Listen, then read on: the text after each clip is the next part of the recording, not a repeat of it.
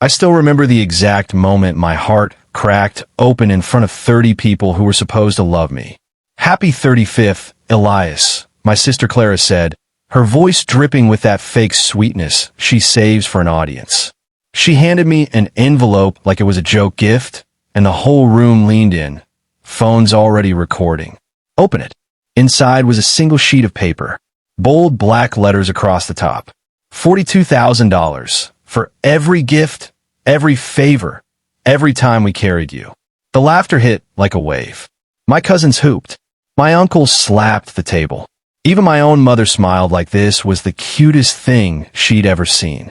I stood there holding it, feeling the heat crawl up my neck, while my 8-year-old daughter Sophie stared up at me with wide, confused eyes.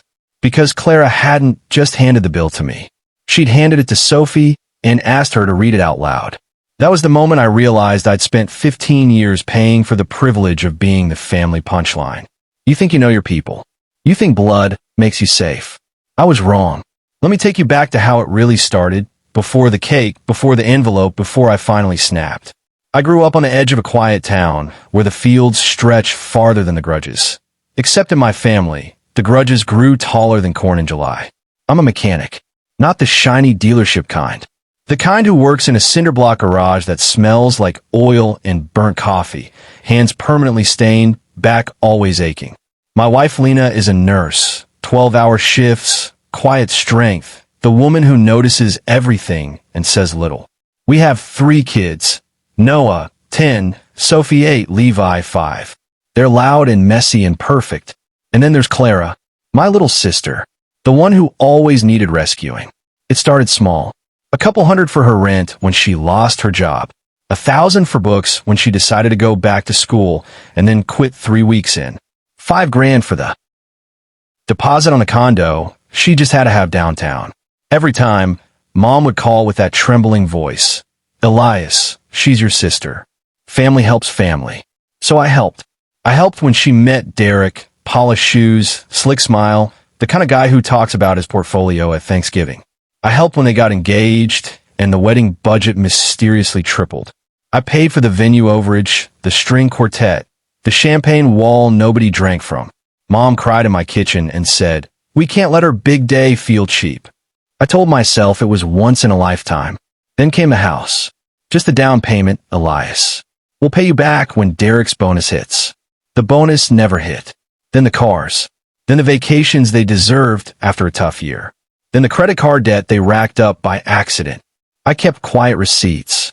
Every transfer, every check, every Venmo with a little note that said loan. I dated them. I saved the texts where they promised to repay. I told myself I was being smart, responsible, the good son, the good brother. Lena saw it clearer. She'd watch me wire another chunk of our savings and say, soft as snowfall, "They're not going to stop unless you make them." I didn't listen, because every time I thought about drawing the line, I'd picture Mom's disappointed face, Dad's quiet sigh, Clara's tears, and I'd think, they're family. They love me. They just need me. But love doesn't look away when your kids get treated like afterthoughts. It started small there too. Christmas gifts for Clara's future children, before she even had any, while Noah got a pair of socks. Birthday cards that arrived late for Sophie, early and extravagant for Clara's dog. Family photos where my kids were always half out of frame. I swallowed it. Told the kids, that's just how grandma is. Until my 35th birthday. The party was in my parents' backyard. String lights, catered barbecue. The whole neighborhood invited because Mom loves an audience. The cake was 4 tiers of perfection. Lena stood beside me holding Levi, who was sticky with frosting. Noah hovered nearby, clutching the card he'd spent days drawing. Me under the hood of a truck, him handing me tools, both of us grinning. Clara waited until every phone was up, until Mom had that proud glow, until Dad was 3 beers deep and laughing too loud. She tapped her glass. "Before Elias opens gifts, I have something special." Derek stood beside her in pressed khakis, holding a crisp, white envelope like a prop. Clara smiled at the kids. "Sophie, sweetheart, can you bring this to your dad?" Sophie walked it over, proud to be chosen. She handed it to me, beaming. I opened it. She read the first line out loud, slow and careful. $42,000 for all the gifts we ever gave you. The backyard exploded. Cheers. Whistles. Someone yelled, "About time." My mother actually clapped. Sophie looked up at me, smile fading. "Daddy, is that bad?" I felt the air leave my lungs. But I didn't react. Not yet. I smiled, tight, controlled, and said, "Well, if we're settling accounts tonight." I walked to the gift table, picked up the thick black binder I'd carried earlier. No one had noticed it.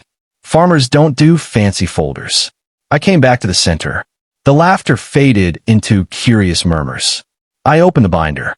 "Since we're keeping score," I said, voice steady, "here's mine." I held up the first page. $418,000. And that's just what I have receipts for. Derek's face went slack. Clara blinked like I'd slapped her. I flipped slowly. "Your wedding, Clara. Venue. Flowers. Photographer. The ice sculpture you insisted on in August. I laid copies on the picnic table. Your house. Down payment. Closing costs. The pool you added 6 months later. More pages. Your cars, both of them. The SUV because the sedan wasn't luxury enough." Derek stared at the numbers like they were written in blood. "Daycare for 6 months when you were figuring things out. Mom's new roof. Dad's gambling debt he swore was medical bills."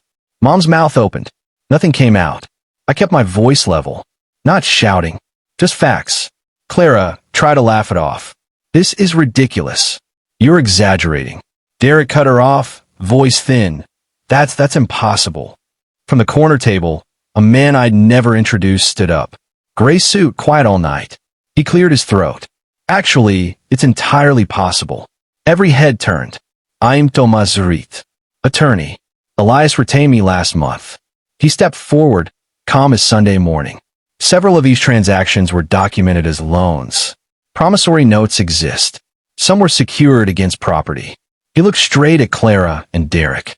"You have 72 hours to respond to formal demand. After that, we file." You could hear the crickets over the silence. My father finally muttered, "Elias, come on." But I was already kneeling in front of Sophie. I gently slid the little paper bracelet off her wrist, the one Clara had given the kids for some exclusive kids zone that didn't exist. I took Noah's off. Levi's. I looked at my parents, my sister, the cousins still holding their phones. "We're going home." I didn't raise my voice. I didn't need to. We walked out. Lena's hand in mine. The kids quiet, sensing the shift. In the truck, Levi fell asleep against my shoulder. Sophie whispered, "Are we in trouble, Daddy?" I kissed the top of her head. "No, baby. We're finally not." That night, after the kids were in bed, Lena stood in our kitchen, arms crossed, eyes fierce. "Are you done?" she asked. I opened the banking app. I canceled every recurring transfer. The one to Mom's utilities. The one to Clara's temporary support. 18 months running. The joint account Dad convinced me to open for emergencies. One by one. Confirm. Yes. Yes. Yes. Then I removed my name from everything I co-signed. Lena watched, silent, tears in her eyes for the first time that night. When it was done, I looked at her and said, "I'm not their safety net anymore." The fallout came fast. Text at dawn.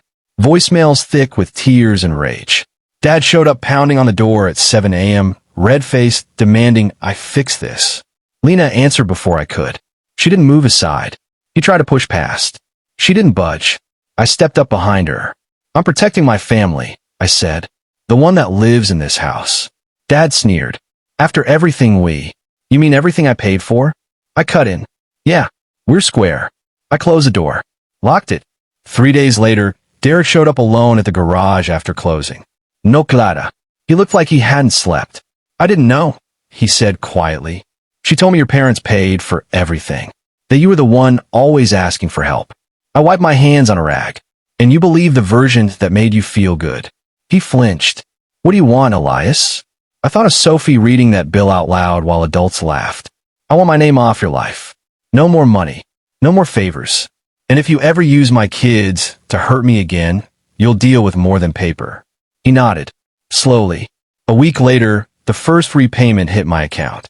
Not all of it, but a start. I haven't spoken to Clara since. Mom still sends texts on holidays.